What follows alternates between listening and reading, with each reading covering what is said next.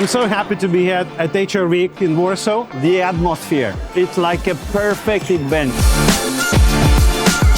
Jest to jedno z nielicznych wydarzeń, na które mówię, tak, warto być, ponieważ są tutaj specjaliści z różnych dziedzin i ludzie z różnych szczebli zarządzania. Sporo ciekawych firm, partnerów, także można nawiązywać fajne kooperacje biznesowe.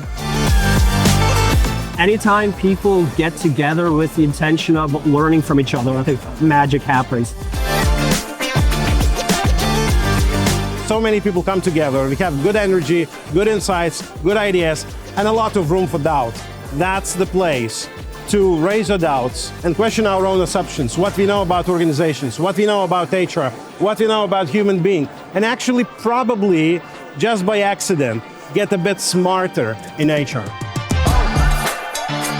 The world has grown not only more complex, but also much more volatile in the last few years. And I think that makes it all the more important that our leaders in society and in organizations have the humility to admit what they don't know and what they cannot control.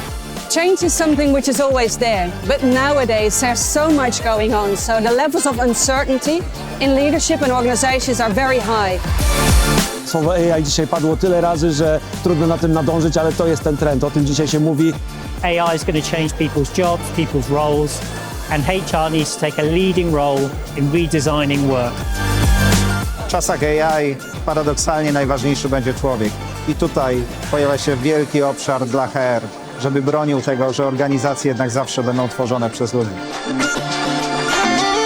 For me, one of the most important lessons for HR is to read the manual of your brain and the manual of your people's brains. Resilience is all about focus and connection. We need focus and connection and see it as your new IQ and EQ. I think one kind of talking point has really been how HR teams adopt a skills-based approach to workforce management, and it's been very refreshing to understand how they can create their workforce in a more structured and skills-based manner. Czasy strategicznego HR minęły. Strategia była charakterystyczna dla czasów wolniejszych i takich, kiedy podejmowało się decyzje w innym tempie. Dzisiaj nie mówimy już, że kultura jest strategię na śniadanie, tylko mówimy, przed kulturą jest decyzja. The most important area that HR has to work, no doubt, is to build transformation capabilities in everyone in the organization. They need to get used to change. Ktoś kiedyś bardzo mądrze powiedział, że spotykając się, zmieniamy świat. I w HR-ze my naprawdę musimy spotykać się z ludźmi, spotykać się nawzajem, żeby ten świat zmieniać.